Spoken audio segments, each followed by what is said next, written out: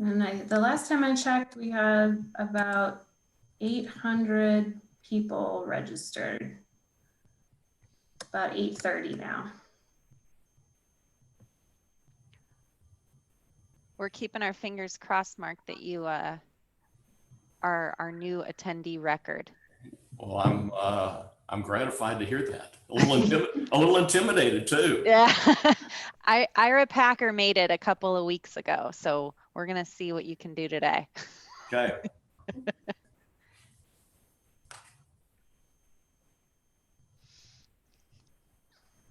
Okay, so I'm just going to launch into announcements since I probably have a big group filing in, and I can put more information into the chat. Welcome everybody. My name is Rachel Hasna and I work with UNM's Division for Community Behavioral Health. This is our Law and Mental Health didactic series.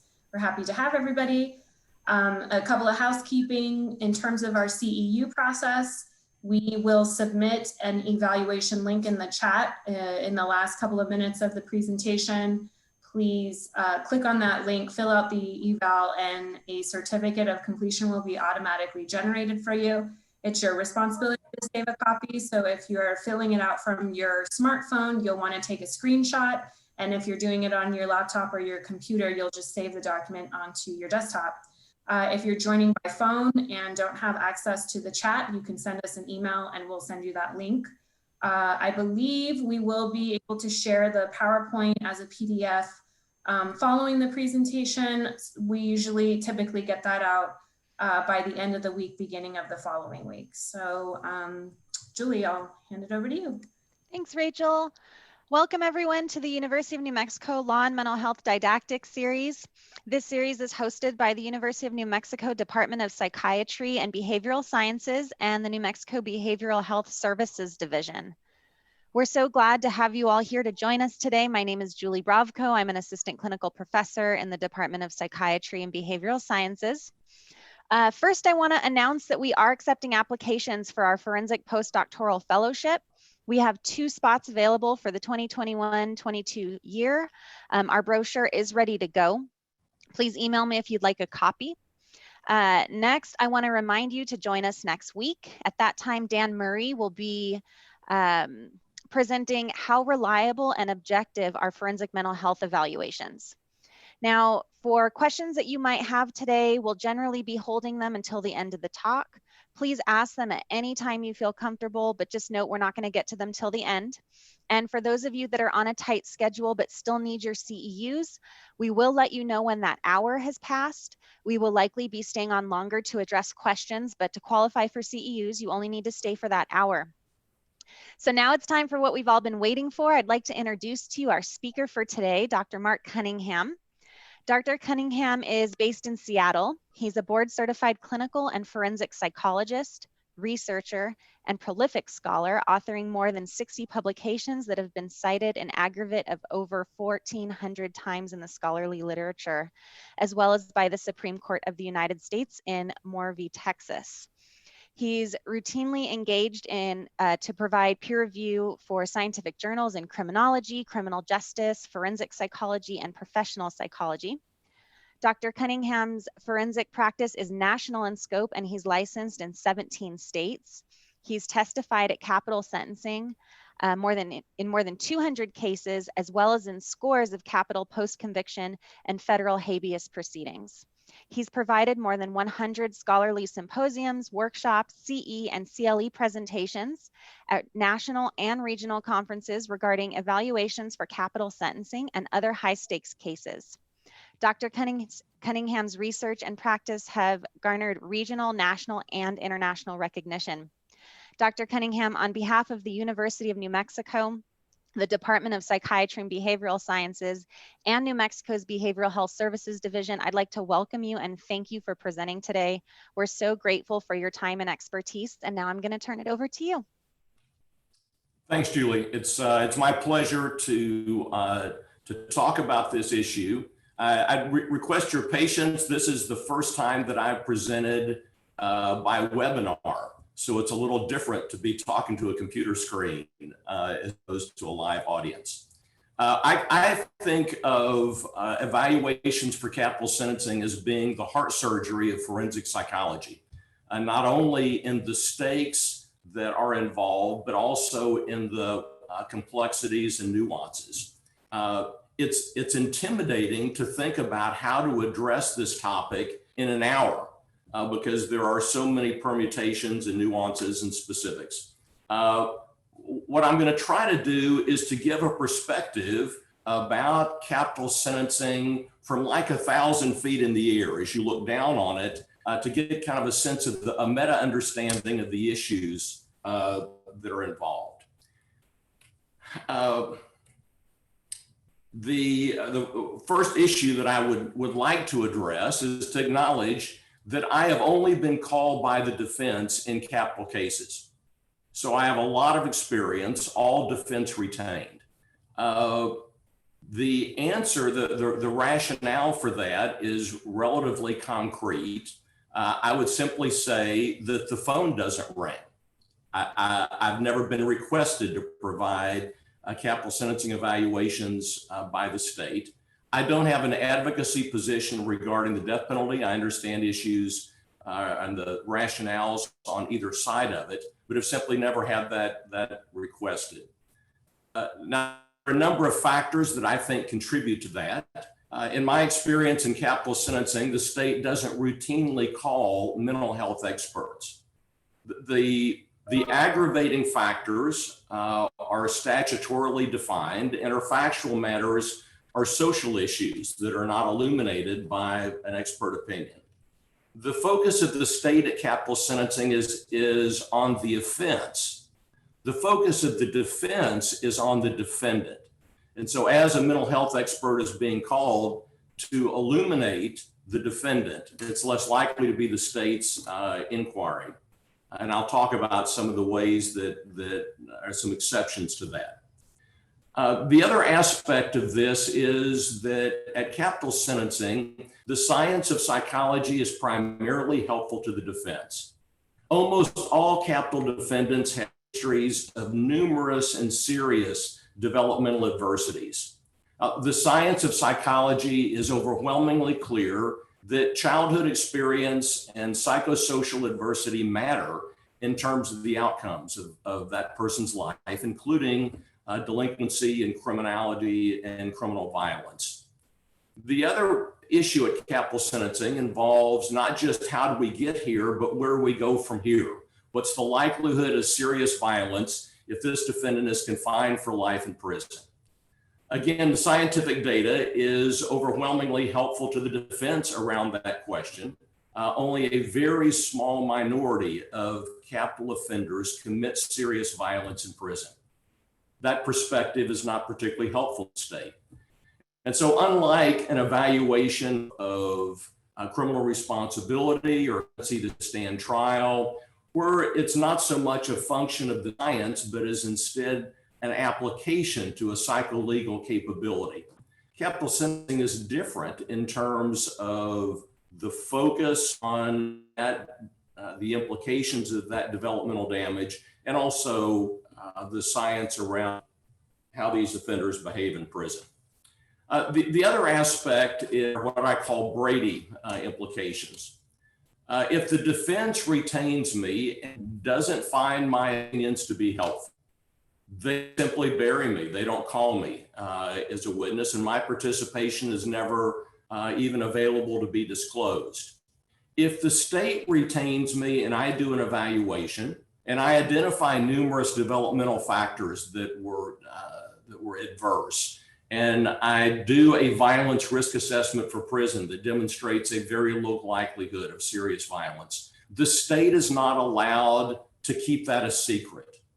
Under Brady, they have an affirmative obligation to reveal me and my findings. Now, in that instance, the defense will end up calling me as their witness if the state doesn't put me on. Now, that's an disaster for the state to retain someone and then have them called by the defense. And so I think that contributes as well. So that initial orientation to the nature of my background and experience in these cases. Now, there are a number of different forensic psychology functions that an expert may serve in capital litigation. There are pretrial issues. There are trial issues involving mental state at time of offense. There is sentencing that involves moral culpability or mitigation, and also violence risk assessment for prison. Then there are post-trial phases. For example, state post-conviction and federal habeas proceedings. Post-conviction is a phase of appellate review that ends up being critically important in capital cases. And that's a review of errors not detect necessarily by simply reading the transcript, which is what you could detect from direct appeal. Most of the focus at post-conviction and federal habeas proceedings that involves mental health experts is on a concept called ineffective assistance of counsel, or IAC. And that's the idea that the defendant had a Sixth Amendment right to an attorney, but if the attorney did not properly put on a sentencing phase, for example, then although there was a warm body next to the defendant, he didn't actually have the benefit of that Sixth Amendment right to counsel. Now, there's no such thing as ineffective assistance of an expert, only ineffective assistance of counsel. So the attorney retains the responsibility for the adequacy and completeness of the product that's created by the mitigation investigation and by the mental health experts. And so at that phase, that whole capital sentencing investigation may be repeated. The state post-conviction aspect of that is particularly important because issues that are not exhausted at post-conviction may end up being forfeited when you get to federal habeas. Post-trial issues also involve Atkins examinations, evaluations of competency to waive for people that are volunteering for execution, clemency, and competency to be executed. Experts may also be involved in trial consultation in capital cases, or jury selection, or witness preparation. I have that bracketed out because that is a separate function from being an evaluative expert, that you need to be either one or the other. Either you're involved in an evaluation and possible testimony, where regardless of the party that's retained you, there is an aspiration, even an imperative to be neutral and objective, as opposed to a trial consultant who is actively advocating and facilitating the outcome of the case.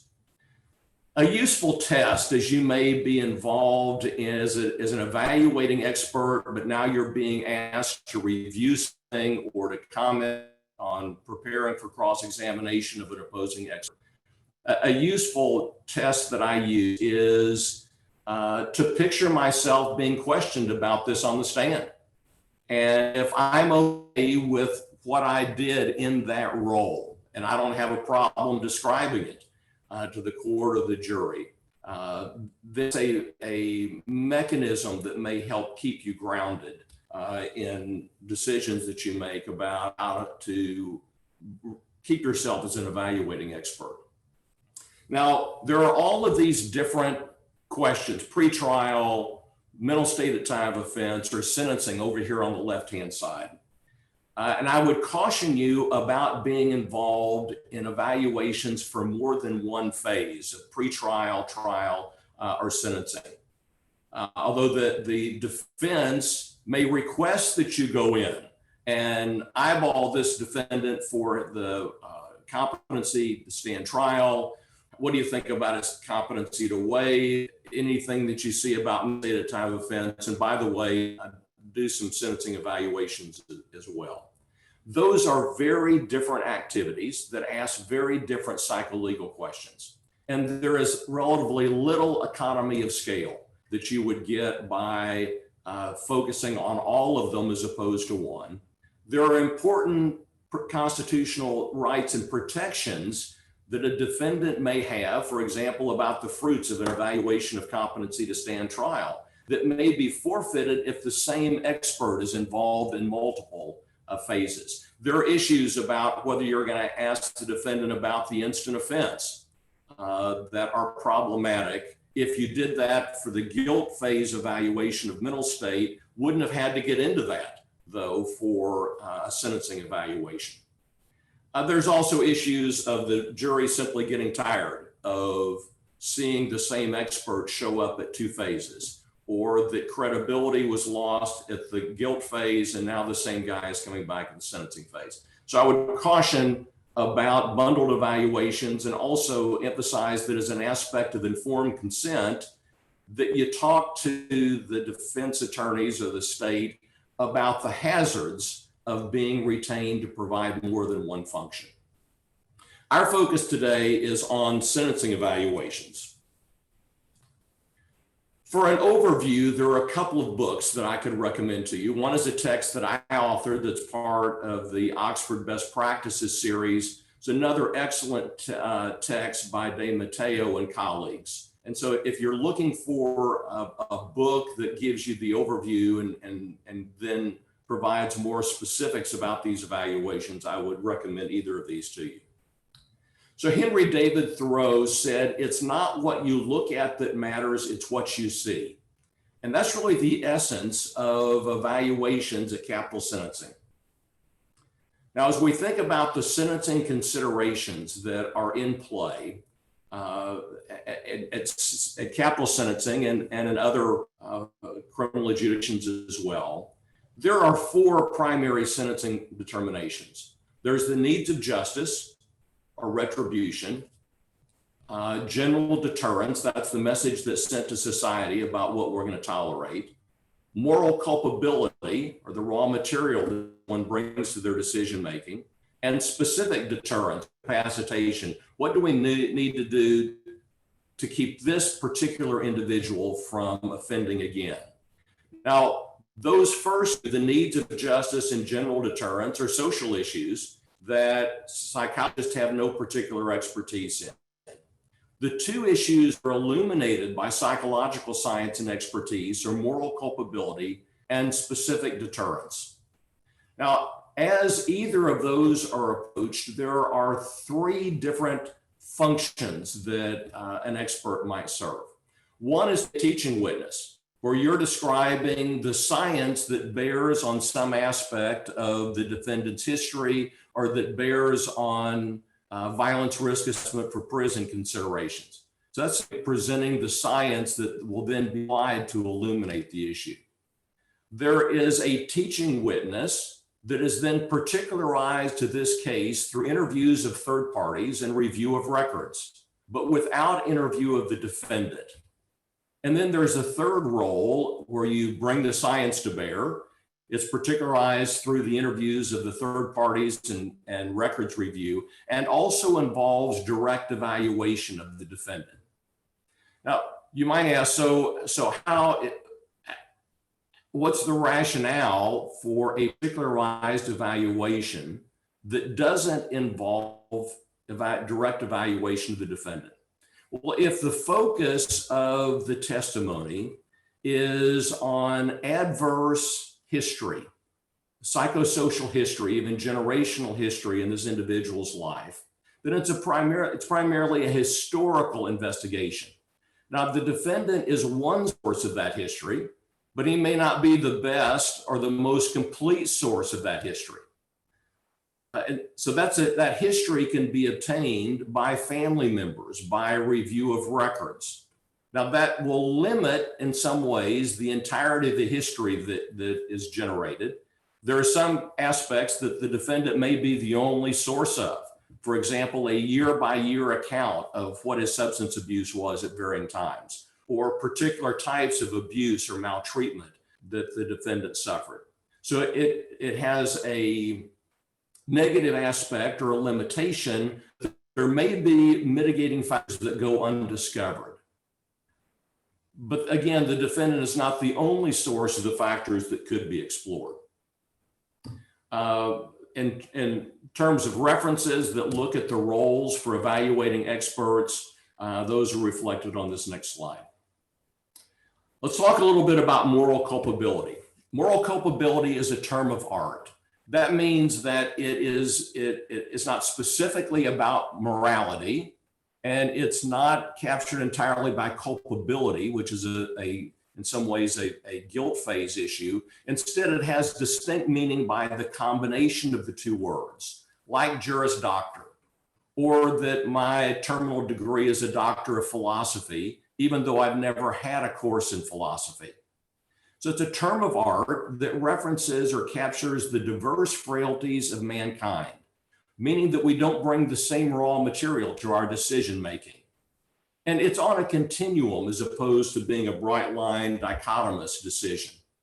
Now, the term moral culpability is in over 20 landmark Supreme Court cases bearing on capital and high stakes sentencing, and I identified just a few of those here. So this isn't my language, this is contained in landmark Supreme Court cases. Moral culpability is one of the two psycholegal issues at capital sentencing. Now, how would we differentiate then the evaluation that's done at capital sentencing and that evaluation of moral culpability from an evaluation of criminal responsibility at the guilt phase? Well, at the guilt phase, the focus is more on is this person criminally responsible in absolute matter in terms of being subject to punishment. And that involves questions like, could he control himself? Did he have a choice? Did he know right from wrong because of some underlying mental disease or defect that might have impacted that? Now, in virtually every capital case that I've been involved in, the state has framed the sentencing issues in terms of criminal responsibility. Well, Dr. Cunningham, that's fine that he had all these things that happened in his background. You're not telling us he couldn't control himself, are you? You're not saying he didn't have a choice, are you? Dr. Cunningham, you aren't saying he didn't know it was wrong to commit this murder, are you? Now, of course, the reason that a capital sentencing proceedings is occurring is to narrow and particularize the application of the death penalty. Now, the answer to these questions is always yes in every case when a guilty verdict has been returned. If the answer to these questions were not yes, the defendant would either be not guilty by reason of insanity or would lack some necessary element of the offense. So the answer to these questions is always yes in every case. Because of that, they're of no utility in narrowing and particularizing the application of the death penalty at the sentencing phase. Instead, now we're looking not at criminal responsibility. The defendant has been found criminally responsible and accordingly will get one of the worst 2 or 3 penalties our society can provide. In differentiating which of those penalties the individual gets, criminal responsibility is no longer helpful. Now we're looking at a concept called moral culpability. Not could he control himself as an absolute matter, but what diminished his control. Not what shaped the choice. Not did he have a choice, but rather what shaped the choice that he had. Not did he know right from wrong, but what shaped and formed his morality and his value system. So it has less to do with what he did than how did we get here? How was he damaged? So criminal responsibility, great questions that are already answered at the end of a guilt phase. This model I routinely provide to defense attorneys to assist them in understanding the issues that I'm focused on. Obviously, critically important that the forensic mental health practitioner understand what the focus of the evaluation is, what issues have already been decided. Also important in framing how the capital sentencing testimony is going to be applied. And here's a graphic model that reflects this. On the right is a scale of moral culpability from high to low. And the death penalty is reserved for persons whose moral culpability is sufficiently high as examined against the offense that he or she has committed. Now, there's some conditions like you're less than 18 at the time of the offense, or you're a person with intellectual disability. You can't get a moral culpability horsepower going even beyond the death. Everybody else, we're trying to decide where are they on this moral culpability scale, and the jury will make a determination where the death-worthy line is across that scale. So what does that have to do with damage and impairing factors? And what does that have to do with the exercise of choice? Well, the greater the damaging bearing factors, the more pathologically inclined the choices become, and the lower the level of moral culpability. Greater damaging impairment, steeper angle of the choice, lower level of moral culpability. The focus of that sentencing investigation undertaken by the mental health expert then is on illuminating those damaging or impaired factors.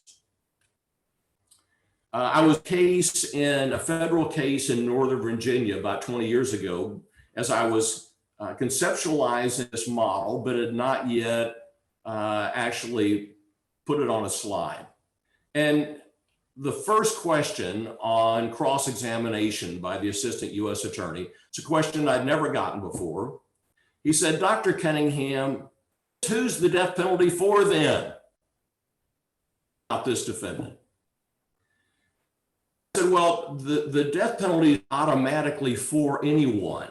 Everybody gets an individualized examination of their character and circumstances and background and histories, the raw material that they brought to their decision making that the jury then considers in deciding if that's who the penalty is for. And he said, Dr. Cunningham, that's a lot of fancy words. Can you not answer the simple answer? Who's the death penalty for? Who was born healthy to two parents who loved me, was raised in a safe, stable, nurturing home, in a neighborhood where the other moms and dads were also looking after the kids and nurturing them, and were Little League coaches and Sunday school teachers and teachers at school were also invested in me. Then to get help as I was in high school, help go into college, and to get launched into adulthood. When someone like me chooses to do evil, that's who the death penalty is for. Now, that captures the charge before you in terms of where the relationship of damage and impairment to moral culpability. As we think about factors that reduce culpability, intellectual disability, youthfulness, those are a bar to the death penalty because the moral culpability is so diminished. The ABA has, in a task force recommendations, recommended that mental illness be treated by the same moral culpability analysis. And then, of course, typically in capital cases, we're looking at broad mental adversity. Interesting kind of inconsistency that I guess is captured by the ABA recommendation regarding illness is we think about the degree of impairment. Typical mitigation, childhood adversity, family dysfunction, trauma, brain dysfunction. Because of those factors, the defendant may not be appropriate for the death penalty. Impairment of intellectual disability, less than 18, not eligible.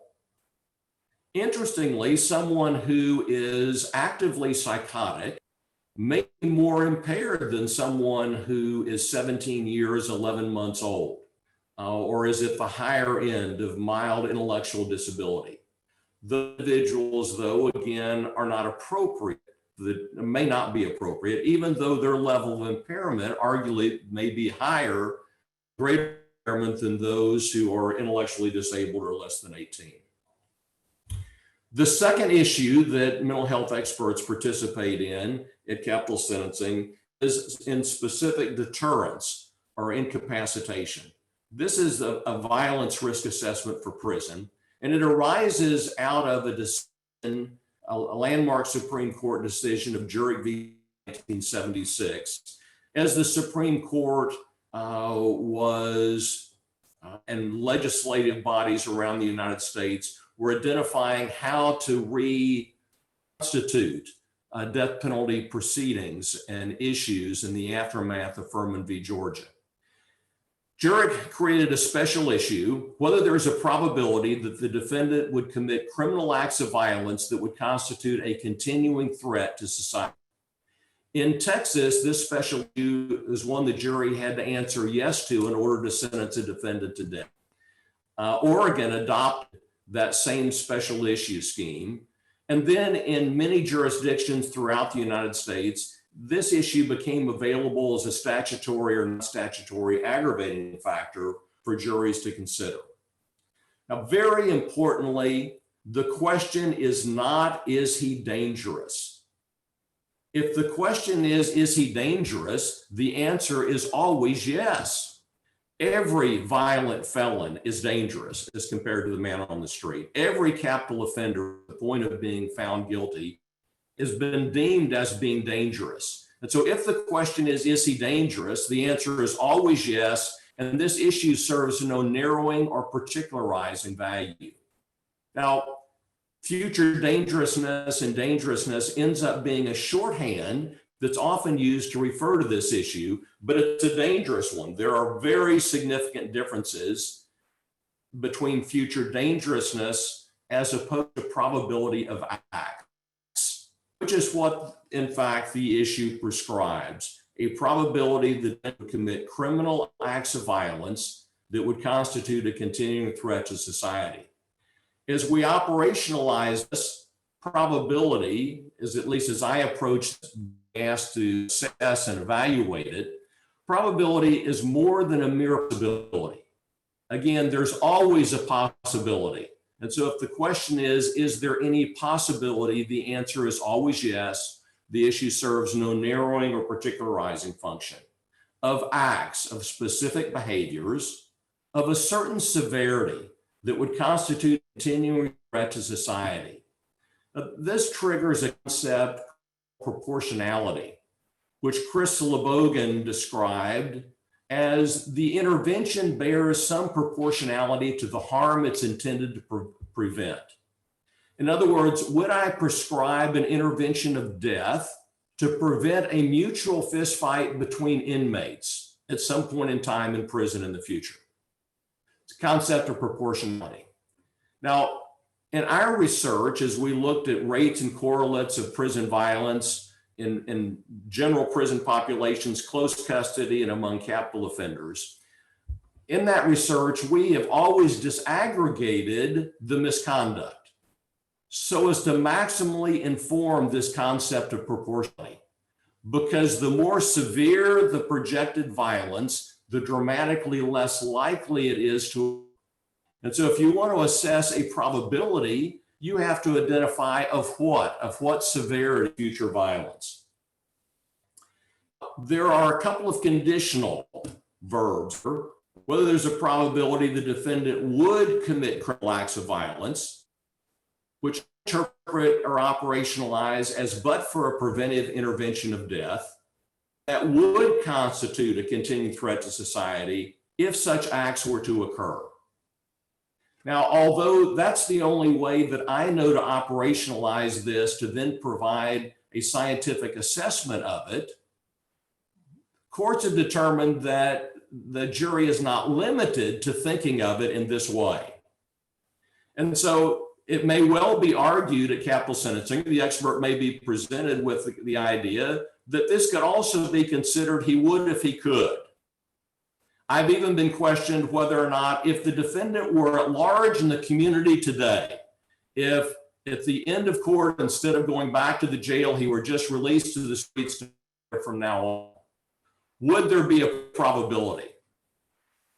Appellate courts have then identified that prison is an important and appropriate context to apply a violence risk assessment to prison to in a capital case. The jury is not limited to that consideration alone of prison. As an expert, I don't know else to assess any other context. The only context that I can provide an assessment on is that context of prison. And in fact, because life without parole sentencing is an available alternative to the death penalty in all jurisdictions of the United States now, arguably prison is the only realistic context to make this prediction about. Now, the overarching issue at capital sentencing is who's the death penalty? The jury doesn't know who the death penalty is for. At capital sentencing, look at this from 1,000 feet above. There are dueling theories between the state and the defense. The state's theory is always free will extreme. The defense theory always, the defense theory is always some soft or partial determinism. So the state's theory is that this is an evil person, that this capital offense is a wholly volitional product of a malignantly evil choice. There's an evil person who's an evil choice. Craig Haney's description of this back in the mid-90s in a law review paper, the volitional product of a malignant evil heart. Because this person is an evil person, once a killer, always a killer, this evil heart will continue to find expression in the future. Now, Proposition 1, an evil heart will keep finding malevolent expression.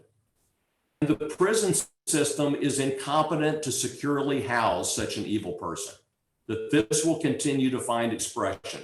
So there's an interesting kind of dichotomy as the state asserts that the jury needs to execute the defendant as a preventive intervention because the state is incompetent to securely house them. Now, my experience with touring and educating myself about prison systems is that the prison systems are professionally managed by competent individuals with very effective security systems that are not absolute in their incapacitation, but are professionally managed and very effective with those. But there's a notion of parsimony that the simplest theory is the best theory. And the state has very simple theories of evil choice and once a killer, always a killer. Now, this theory ends up being powerfully persuasive. Pilgrim and Sorensen did some research with exiting capital jurors back in the late 90s. And those jurors believed that there was a 50% likelihood that their capital would kill again if not executed. A 50% likelihood. Now, that's an embodiment of an acceptance of this notion that this evil heart will continue to find murderous expression in prison. Now, that 50% estimate that they have is anywhere from 50 to 250 times exaggerated. The actual rate of inmate homicide among capital offenders in prison is someplace between 1 in 100 and 1 in 500. So those juries are taking this notion of once a killer, always a killer, and it's driving risk estimates that are 50 to 250 fold exaggerated. Now, the defense theory of soft or partial determinism is that the capital offense and other bad, all behaviors of the defendant and most of us are the result of the complex interaction of biopsychosocial factors. So rather than an evil person, the defense is asserting this damaged person made a tragic choice. They're identifying that they are illuminating the damaging and impairing factors that are driving up that angle. And also that prison may not work to keep people from reoffending who are released, but it does work to contain the most serious violence among the people that it houses. Now, the defense is also embracing a concept that is broadly accepted in the risk assessment community, that violence is never just about the person. Hall conceptualized this in 1987, that the likelihood of violence involves the interaction of an individual with environmental factors at a certain time, place, and person, that individuals are never dangerous in toto. And that's the idea that violence is a result of a person that's in a particular interaction in a given context, And it's out of that whole matrix that you get violence. When you put somebody in prison, now you have an inmate who's interacting with other inmates that are in prison, as well as highly vigilant staff that this inmate is going to have to interact with for the rest of his time in prison or her time in prison in a very restrictive context. The effect of that is to form a barrier that inhibits the most serious violence. Let me give you a little bit of data that illustrates this. Just over half the inmates in state prison nationwide are there for a serious violent felony, and about 14% have been convicted of murder or a non-negligent homicide. Now, given that, and maybe 30%, 40% have been down in this prison system before. So you would expect that the incidence of serious and lethal violence would be off the charts. Now, in fact, the incidence of inmate on inmate homicide in state prisons nationwide is about 3 to 4 per 100,000 inmates per year. The rate of homicide in a demographically matched sample in the open community is about 35 per 100,000 inmates per year. The incidence of an inmate killing a corrections officer, that happens about 1 time in the United States each year. That rate is less than 1 per million inmates per year. So even though we've got individuals that had a history of serious violence in the open community, in prison, these barriers, these restrictions work. So this is the defense theory, that damage and impairment result in a damaged person with a very low likelihood of serious violence in prison in the future.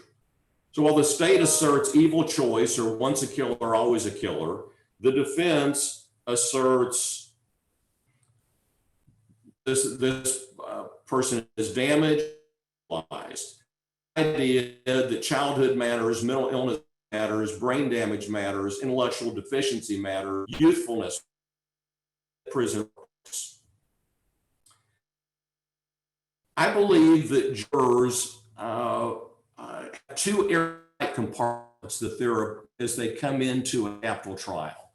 In one compartment, they think that childhood is profoundly formative, and that's when the condom is wet, and the things that happen in childhood leave an indelible imprint on you, may even change the shape of who you become. That's why we're so careful with our kids about supervising them, paying attention to who they're interacting with, about protecting them from being traumatized, because we know that childhood is profoundly formative. That's why we're sitting watching bad herdball soccer on windy Saturday mornings. So childhood is profoundly formative for my kid. My kid is this incredibly delicate hothouse plant that I need to protect. Then they come into court and they see the defendant, and that guy is 100% responsible and culpable for his conduct. Don't tell me anything about his childhood. So part of the task of the defense is to cause the jury to bring the same good sense that they bring to bear about their own children to apply to the defendant.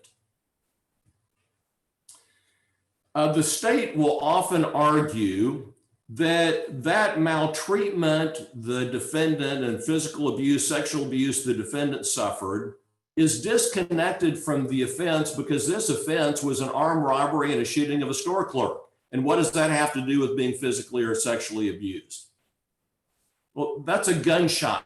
It's the idea that the connection between development and outcome is a linear direct line, like a gunshot. And that happens in some cases. A child may have witnessed the domestic violence of the father against the mother. He grows up and he beats his wife the same way, saying the same thing. So that happens, but that's not the primary way that development affects outcomes. Instead, it's more typically like radiation, that there's this massive radiation exposure. There may be some initial effects, but then things seem to be fine. And over time, perhaps years later, 20 years later, tumors begin to grow out. Now, different people grow different tumors in different places. The tumors don't look anything like the radiation. They're what happens in response to the radiation. The way that we know there's a connection between the two is that there's this disproportionate incidence of these tumors among individuals who've had this toxic exposure. And that's the same way we understand the connection between developmental adversity and criminality. The state will often argue what I call the 100% penetration theory. Well, Dr. Cunningham, everybody that is abused, even horrifically like this, doesn't grow up to kill somebody, do they? Or his brothers grew up in the same environment and they haven't killed anybody. Oh, that neglects the primary way that we understand the connection between adversities and outcomes. Only about 20% of heavy smokers develop lung cancer. I guess that means there's no connection between the two. No, the way we understand the connection of smoking is only about 1 in 80 non-smokers cancer. And it's the discrepancy between the two that informs us about causation. A model that I often use to help explain and to make more concrete abstract notion of the raw materials that you bring to your decision making looks like this. So Dr. Cunningham, assuming that John committed this offense as he's been convicted of, did he have a choice about doing that? And I'd say, well, of course he had a choice. If he'd have a choice, he'd either be not guilty by reason of insanity or he'd lack some necessary element of the capital offense. All capital offenders had a choice at the point they've been found guilty. Well, if he had a choice, then what difference does all this background information you're going to be talking about have? And I'd say, well, because we don't all get the same choice. Well, what do you mean by that? Well, here's the person, and here are the bad outcomes: psychological disorder, victimized relationships, drug dependency, criminal activity. And the question that's fundamental in developmental psychology and clinical psychology, forensic psychology, is how does this person get over to those bad outcomes? And what's the role of choice in that?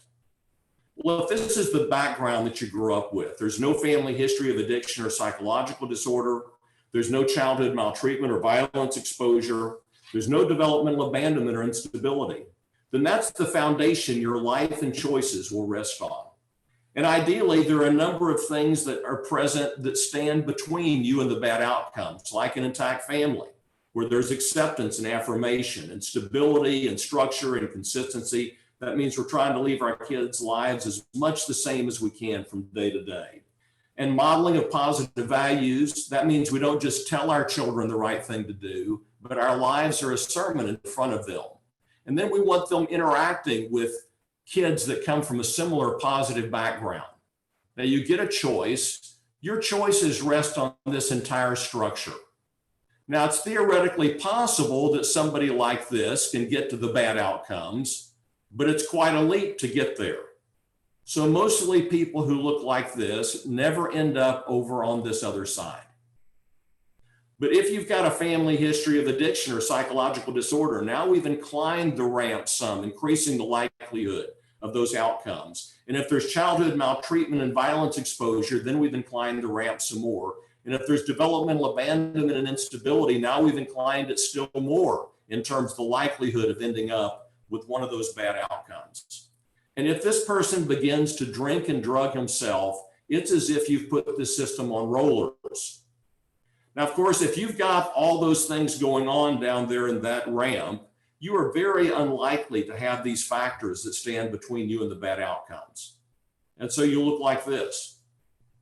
This guy has a choice, not the same choice this person has. He has a choice that's on this ramp. The angle of the ramp is what we call mitigation or moral culpability. Now, this ramp system, this model, is based on well-established research over the past 50 years that there are risk factors for delinquency and violence. Those are things that increase the angle of the ramp, as well as protective factors that would stand between this person and buffer them from the bad outcomes. And these have a dose-response relationship.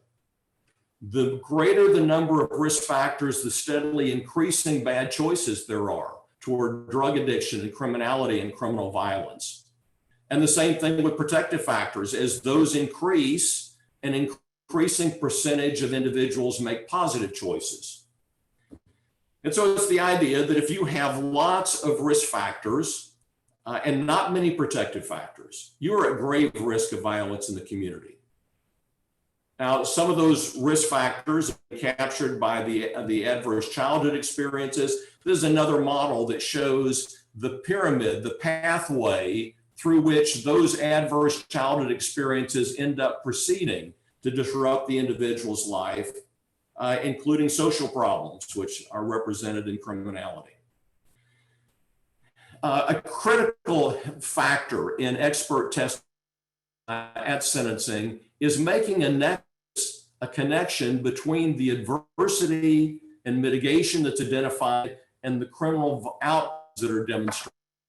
And this can effectively be done through the application of a number of models. The Department of Justice has published several studies that aggregate risk factors, and I will typically list all of the risk factors specified by the Department of Justice and have a check mark beside the ones that are in this particular defendant's life. The same thing can be done with the adverse childhood experiences. And I provide references for the DOJ related risk factors as well as references for those ACE factors. The risk factors are only part of the story. Those are the toxins. Also important are the vitamins, the protective factors that may be present. The Department of Justice has identified protective factors against delinquency and criminality in a 1995 study. And there are also developmental assets that have been specified by an organization called the Search Institute. Those are the other side of the scale, the protective factors. To give you an example of the dose response based on the developmental assets, Scales and Leffert in this research identify 40 different developmental assets, 20 internal assets and 20 external assets. And then they look at various outcomes based on the concentration of assets. If the kids that have 0 to 10 assets, 48% of them were engaged in antisocial behavior as operationally defined over the past year. That's 24 times greater than the kids that had 31 to 40 assets. And you see that dose response relationship between these and the specific references that illuminate that. As I'm undertaking an evaluation of damaging or impairing factors, there are 5 arenas that I'm always organizing my findings under, and I'm also using these as I try to be sure that I'm covering the available gamut of adverse psychosocial factors. Those arenas are transgenerational factors, neurodevelopmental factors, family and parenting factors, community factors, and disturbed trajectory factors. Transgenerational factors have their effects by heredity, to substance dependence, to personality disorder, to a psychological disorder. Through scripts, that's the unwritten story of how your life is supposed to go based on what you saw in your own family and community. In doing a case in the inner city, I had a 2nd grade teacher that I was interviewing who described as she was having a discussion with her class about what they were going to do when they, what they wanted to be when they grew up, what was going to happen when they grew up. The little boys would say, when I go to prison, because that's the script that their lives are operating from. Modeling is where you catch yourself doing the thing your parents did that you swore you never would. Sequential damage is that mama was psychologically damaged as she grew up. She comes into adulthood, she's a damaged person. Because of that, she loves her children, but she loves them badly. And she damages the next generation. And that's part of how you get damage from generation to generation. This is a specific case, pretty representative. Name has been changed, Robert Jackson. These are the 3 transgenerational factors that were present in his history and are present in almost all histories of capital defendants. Let me illustrate this. I almost always create genograms, or fancy word for family trees. The females are ovals, the males are rectangles. Those with direct genetic relationship are a solid line. Those that are part of the family system but don't have a direct relationship are with a dotted line. This is the direct generation from grandparent, great-grandparents, grandparents, parents, and siblings. But that's only the framework of the story of direct lineage. This is the rest of the family. So you see that grandma was Ellen, and all of those dotted rectangles below her are the men that Ellen had children with. Who those children were, that's the defendant's aunts and uncles, and then who their children were in terms of cousins. Everybody filled in yellow has a history of alcohol and drug abuse. The solid black arrows reflect family violence from the perpetrator to the victim. The dotted red arrows reflect sexual abuse and assault. Now there is this gestalt of this family system. This is maternal family, case 1. This is another case, case 2. The cross died as a baby, yellow, alcohol and drug abuse, heavy black outline, physical abuse, dotted red, sexual abuse, assault, the red outline for sex workers, and the vertical lines for prison histories. These are the neurodevelopmental factors that were present in this case. These are the family and parenting factors, the community factors, and disturbed trajectory factors. Disturbed trajectory means that the toxic maladaptive effects of issues with wiring and parenting and family and community act like a force that deflects the direction of the person's life. So those are things that those disturbed trajectory factors are ones that happen in response to what happened already. So a child that is inadequately supervised and has learning disabilities and ADHD then drops out of school. And now they're out of the developmental mainstream and they maximize their exposure to deviant peers. It's a disturbed trajectory factor. And in the case of these are the disturbed trajectory factors that are happening in response to those that happened earlier. Again, this is the application of where those go. These are the factors that are driving up the angle of the choice. In the presentation very rapidly in terms of specific deterrence. This is again, the state's theory. If the state calls mental health experts at sentencing about this issue, about violence in prison in the future, it will typically be to go through the person's criminal history to describe that history in the community is predictive of what we can expect to see happen in prison, or to describe personality features that are posited as being predictive of violence in prison. Now, regarding that first issue, a pattern of violence in the community is not associated with an increased risk of violence in prison. It's associated with an increased risk of violence in the community. Violence in prison predicts violence in prison. It's a study that Tom Reedy and John Sorensen and I did. We looked at 23,000 offenders admitted to the Oregon Department of Corrections and integrated their criminal history databases with their disciplinary outcomes. Notice the last bullet, a prior or current homicide was not associated with an increased risk of violence in prison.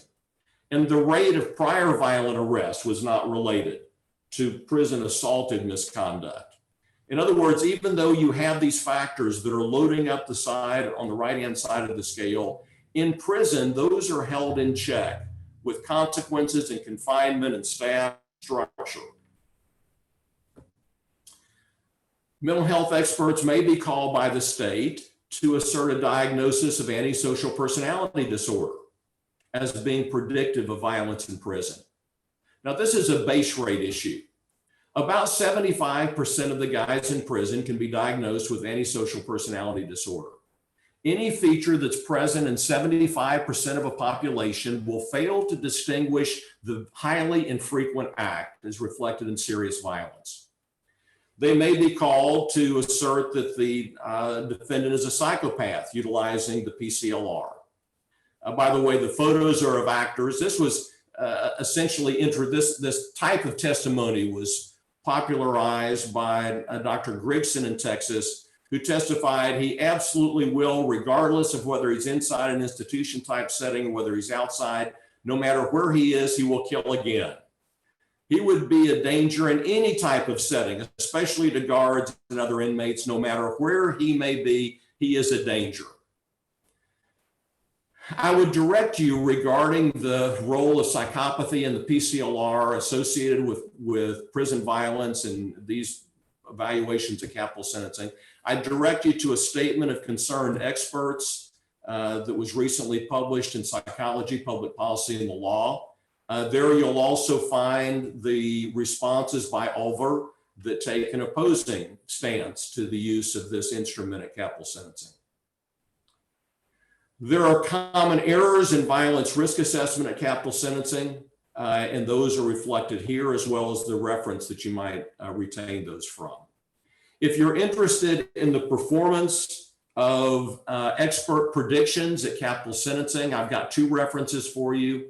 Eden's found that the state retained experts in their affirmations of the special issue in Texas were 95% of the time, if by criminal acts of violence you meant an assault resulting in more than first aid treatment. I also did a study of my own outcomes regarding my risk assessments for prison. Among those individuals that I had assessed, just less than 2% ended up committing an assault that was more than a mutual fist fight.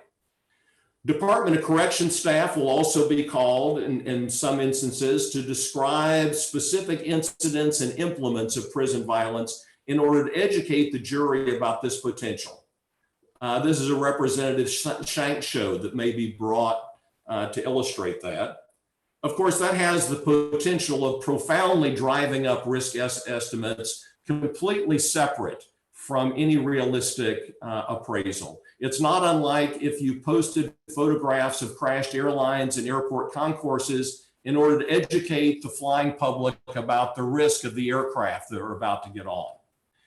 And so those sorts of anecdotal approaches tend to distort profoundly conceptualizations of risk. And then district attorneys may assert inflated probabilities by appeals to the obvious and appeals to invalid common sense rationales. This is an example of that from a recent case I was in.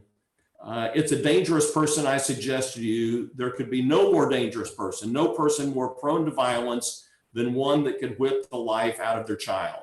This was regarding a female capital defendant that it's an assertion of future danger. The most obvious common sense rationales are not reliably predictive of prison violence. If we look at the base rate, which is the most important single piece of information needed to make a risk prediction, what we'll identify is that the overwhelming majority of capital offenders never commit serious violence in prison. I have reached the magic hour of the end of this presentation. We didn't quite make it all the way through. Thank you so much. For those of you that need to hop off, the CEU link is posted in the chat. So make sure you grab that and either print a copy or save a copy for yourself. Dr. Cunningham, we do have questions for you. The first one is, you provided great explanations during this didactic presentation and the graphics were clear and helpful. They seemed like they could communicate well to lay people. I'm curious about how much of this same content is generally a part of your testimony in a typical sentencing case. Great question. So the graphics that I use differentiating between criminal responsibility and moral culpability, and the increasing angle of the ramp, I sometimes utilize that The problem is, as I'm testifying, I'm typically a cleanup witness at the end of capital sentencing. And this is a concept the jury needed to have before they ever begin to hear this information. And also what may happen is about halfway through that, the state stands up and says, Your Honor, we object. It's not Dr. Cunningham's role to educate the jury about what the issues are. And that objection is often affirmed. And so then this never gets out. So I encourage the defense attorneys to make use of that chart to use with put it on a foam board, utilize it with the jury during voir dire, at the opening and closing statements at sentencing, so that this is available to the jury and they keep their focus on the appropriate issues from the outset. The graphic about the increasing angle of the ramp, I always use that as I talk about mitigation. I will often create other graphic models of ramps and bridges with weights piled on them and flow charts to make this more concrete. The volume of material, for example, as we list those adverse factors within each of these arenas, I will then create slides that provide anecdotal description of the history within each of those factors, and a couple of slides that talk about research that makes a nexus between that factor and bad outcomes. The volume of information that is given to a jury at capital sentencing is so great. And then once we get into the risk assessment with the statistics and base rate and get into that minutia, I think the jury has to see it as well as hear it. And so I'm routinely using these slides like this. Now, I don't use the slides about what the primary theory of the state and the defense is. I'll talk to attorneys about that. I'll talk to professionals about it so they understand, but I don't present that to a jury.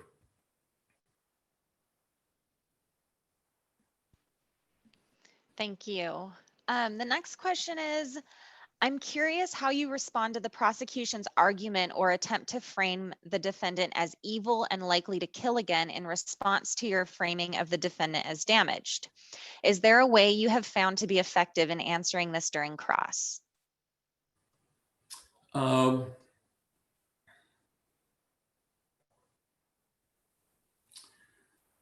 sure. So understand that by the time we get to cross, I will have presented a violence risk assessment for prison that identifies all of this counterintuitive information.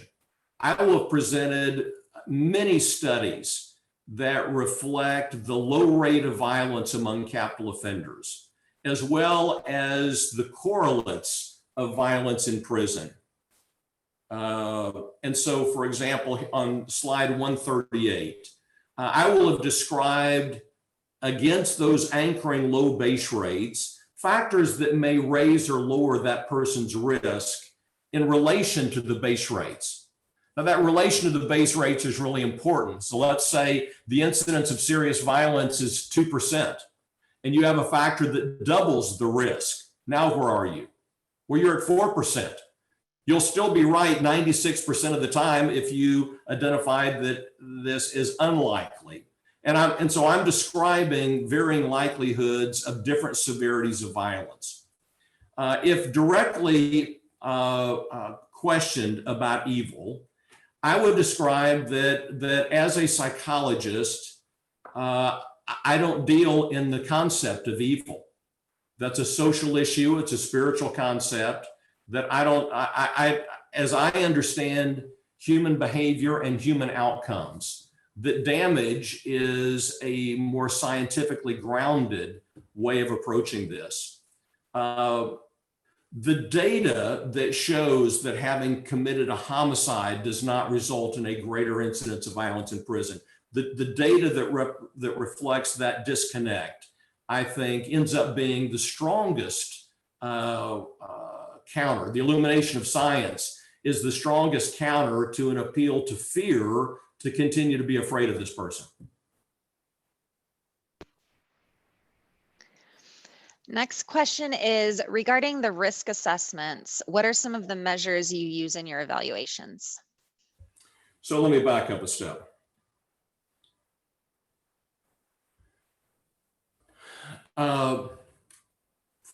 First, and importantly, all violence risk assessment relies on group data. Whether we're talking about interviewing or diagnosis or personality testing or risk assessment instruments, or looking at a past pattern of behavior or directly applying base rate data, all of those rely on group data. As I understand the literature, there is no personality characteristic that I might identify on interview that's reliably associated with serious violence in prison. Now, for example, impulsiveness likely has a relationship to violence in the community, but see, everybody in prison is impulsive. That's why they went to prison, is they're impulsive. Or having a lack of remorse, functional remorse. 30, 40% or more of these guys have been down in this prison system before. There's no evidence that a lack of conscience or lack of remorse is associated with serious violence in prison. So there's simply not data that makes a connection between those personality features. And so for that reason, personality testing is not helpful. There's no MMPI profile or PAI profile that's reliably associated with serious violence in prison. There's not a diagnosis that's reliably associated. The VRAG, HCR20, again, are primarily oriented toward looking at violence in the open community. I'm part of a consensus that asserts that the PCLR is not relevant as a risk assessment instrument, isn't reliably predictive regarding serious violence in American prisons. So there are not any instruments per se that I can bring to bear.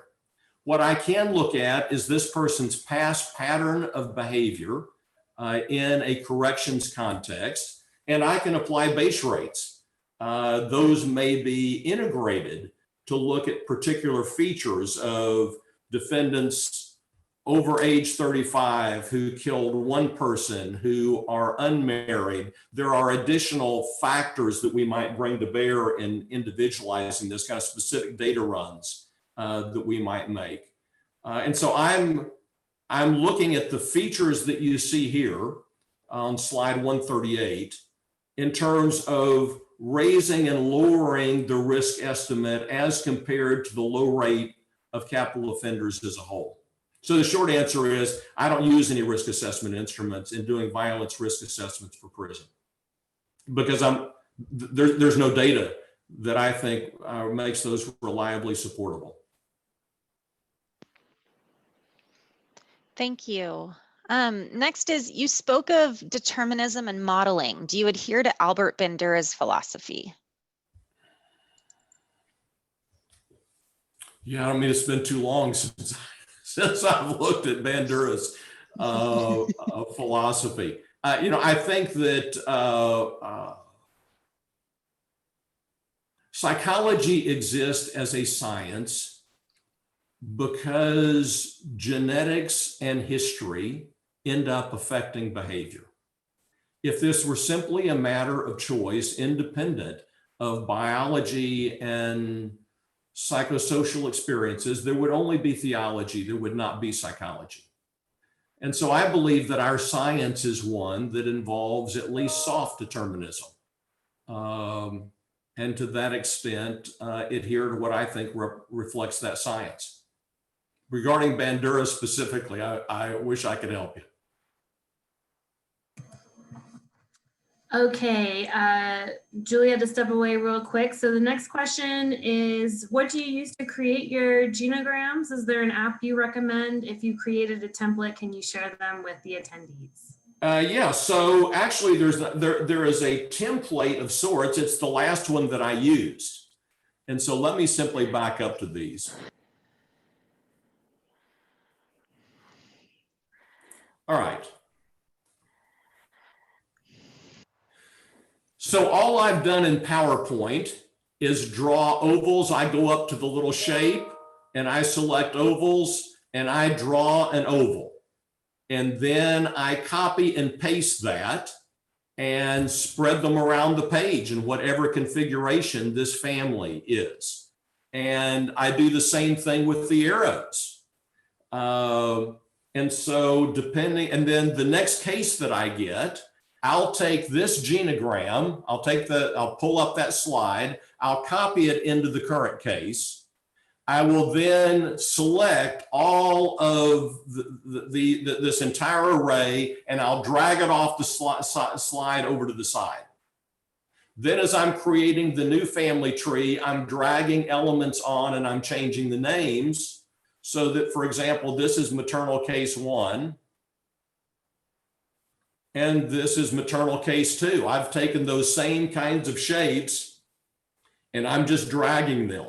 Now, by the way, I can illustrate other things like this light black line going from a lower generation to a higher. That reflects that this person was not raised by their parents all of their childhood, but instead went to go live with grandma. And so it's part of the story of disrupted early attachment. And you can see in this family system how many people are not raised by their parents. So yeah, there's not a template. It's just a matter of drawing these things, and then you keep them the same size by simply copying and pasting. And you can also select on PowerPoint to line them all up. There is tools that you can use to align the middle or align them vertically, that you can use to space them equally. And so then it ends up being a cleaner array because we've organized it in that way. Just making shapes in PowerPoint. Okay. Do you have a citation for the scales and Leffert asset scale? Yeah, so that's actually in those references that are protective factors. There are references for the DOJ factors right here, this slide, which is, I can't tell the number based on my screen. But yeah, this is the 40 developmental assets. This comes from a book written by Scales and Leffert, published 2004. And so I will then identify, I'll have slides that reflect these assets, and I'll have bolded in blue or something those that this particular defendant had. I've never had a capital defendant who had more than 5 of the 40 developmental assets. And then the same, I identified antisocial behavior. There are other dose-related slides that I'll use to talk about drug abuse, alcohol abuse, that kind of thing that reflect the same dose-related effect of your concentration of developmental assets. Okay. The next question is, if a person has had an arduous past life, this expunges his responsibility for a criminal act? Therefore, okay. And then it says, therefore, were many people who have been earlier executed or are currently on death row treated unfairly? No, it doesn't remove their responsibility. The responsibility is a bright determination of mental state at time of offense. And so these are persons that have been found responsible.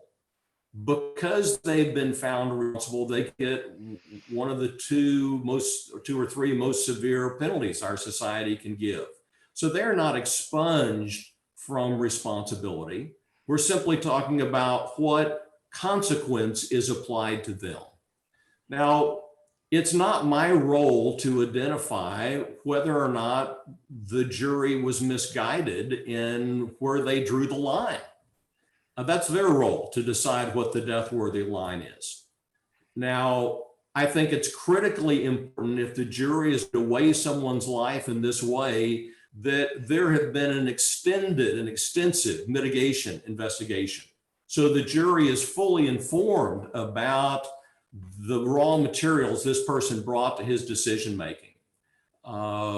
And so routinely in post-conviction or federal habeas, I'm describing a whole array of damaging developmental factors and information that the trial jury never heard. The court will then decide whether or not that body of information is such that the neglect of it reflected that the attorney was ineffective and this person should be returned for a new sentencing phase. And very often, with some regularity, that happens. Post-conviction and federal habeas are a major source of death penalties being overturned and the person being returned for a new sentencing phase. Okay. One more question and then a comment. So the question is, do you have any input or guidance on how to streamline the presentation of information in a report or during testimony? I've found that the extent of factors in these cases is extraordinary, and distilling down to the main points is incredibly difficult. Yeah, I feel your pain. I have a very difficult time deciding if or whether there are adverse factors the jury should not hear about. And instead have erred on the side of that this story is going to take a while to tell. I'm going to be on the stand for a good while. Now, I try to make this more accessible to a jury by detailing it on slides so they can see it as well as hear it. By organizing it into adverse factors within these 5 arenas. So the jury has pigeonholes, cubbyholes they can put this information into and better read it. The other thing that I encourage attorneys to do is to advise the jury in advance how long it's going to take. And the analogy that I use is back pre-COVID when I used to get on airplanes.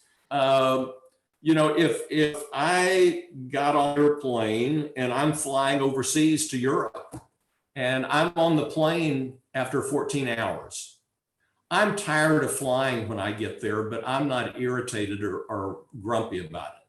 But if I get on a plane and see to fly to Denver on that plane 14 hours later, I'm be tired. Well, what's the difference? How long did I think the flight was going to take? And so I encourage the attorneys to say something to the effect of, call Dr. Cunningham, and I have a tremendous amount of information to gain from his testimony. And I expect that he'll be on the stand on direct at least a day, might be longer. Then when I get on the stand, Dr. Cunningham, I've got easily a day's worth of questions for you. Well, that way the jury goes back. They know how long this is going to take.